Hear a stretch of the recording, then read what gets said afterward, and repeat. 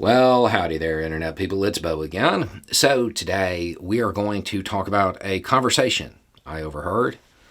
We're going to talk about some statistics, and we are going to talk about how some talking points and rhetoric that is coming out of the right wing family values crowd is ripping apart right wing families. This is one of those stories where the names and locations have been changed to protect the innocent. I'm in let's say it's a grocery store, and I'm walking along and I hear this guy, and he is going off about normal right-wing talking points. And he's super mad that there is so much gay stuff in schools.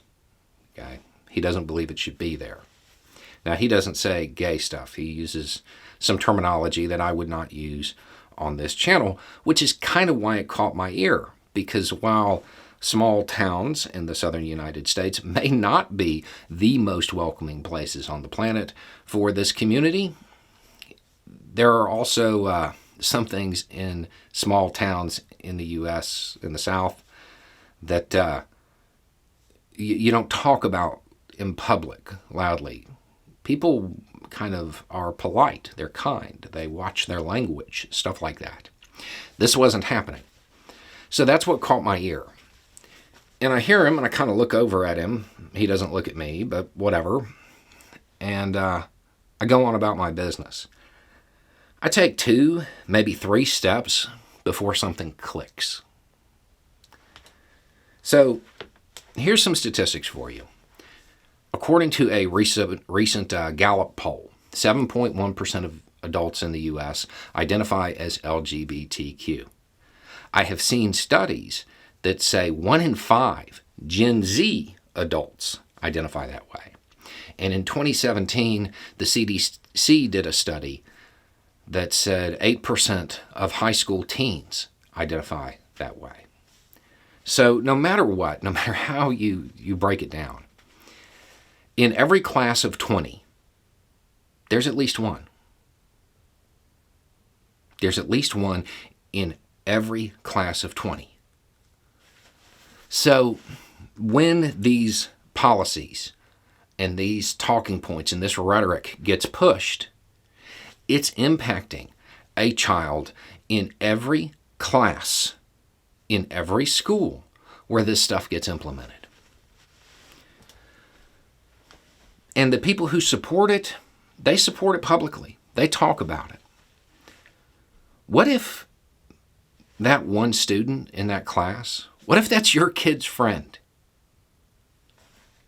What if that's like their best friend? What if they hang out all the time? What do you think your kid is going to think of you and your rhetoric? Probably going to drive a little bit of a wedge there.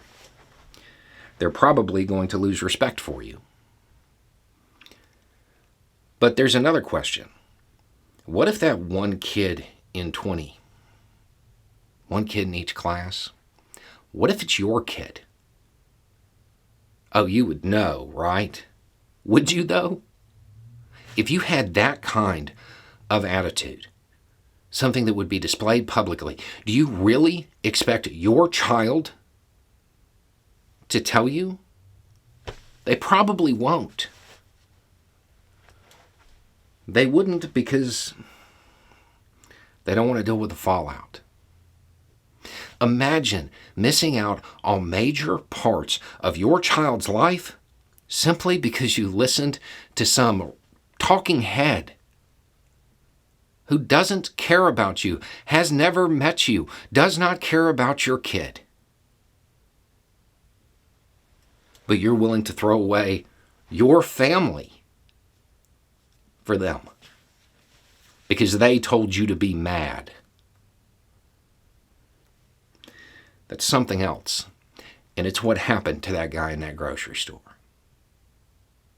Because that's what clicked.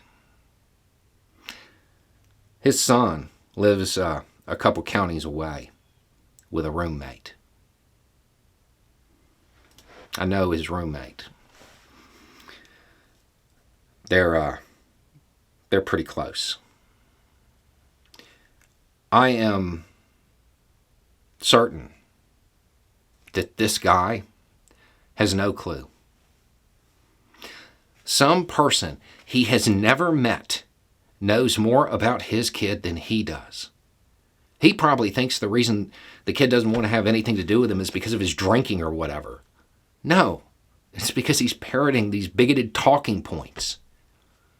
And when you say stuff like this, you could be talking about your kid's best friend or your kid and not even know it. It seems like